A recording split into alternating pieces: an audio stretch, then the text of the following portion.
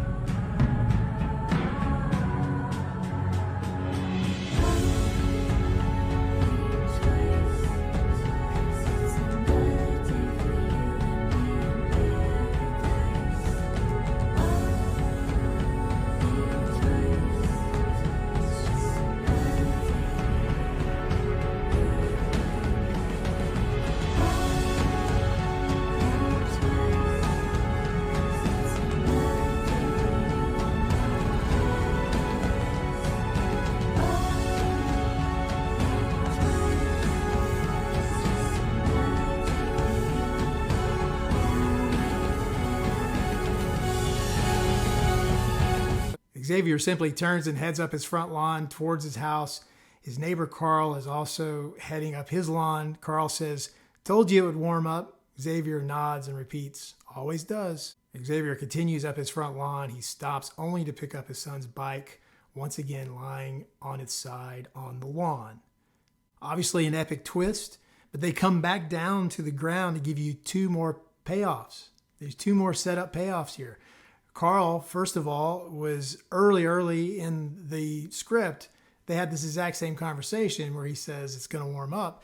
Now we realize he knew it was going to warm up, not because he understands the weather, but because he knows he's inside and they're going to adjust the temperature. But there's one more setup and payoff, and that's him picking up the bike, because he did that earlier. And they're coming back down. They took us up to the top of this thing to reveal it. They could have just left there and been like, oh, but no, they come back down because they want to make sure that when we leave this episode, we know this is a character-driven story. Yes, this is really cool that we just blew your socks off, but really, let's look at Xavier. And here's one more setup payoff to remind you who he is.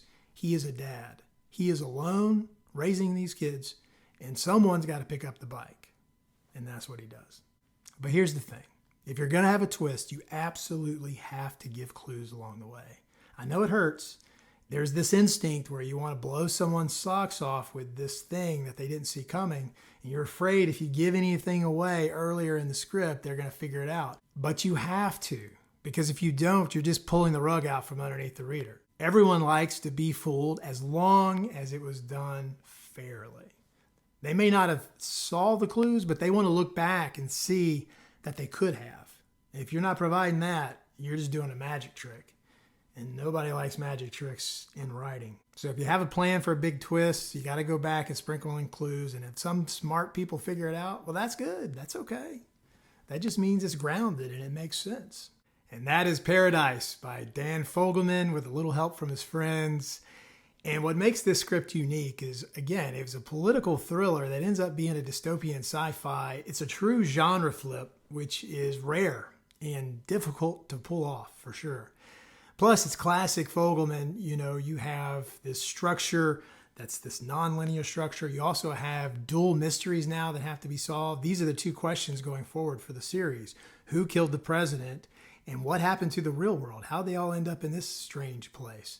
Those two questions anchor the whole rest of the show. And as any good pilot does, you have to introduce those questions early. And these deep personal themes, like most of his work, these broken families and dead spouses and wounded kids and broken marriages and affairs and all that stuff that makes us cry. Fuel for the tears.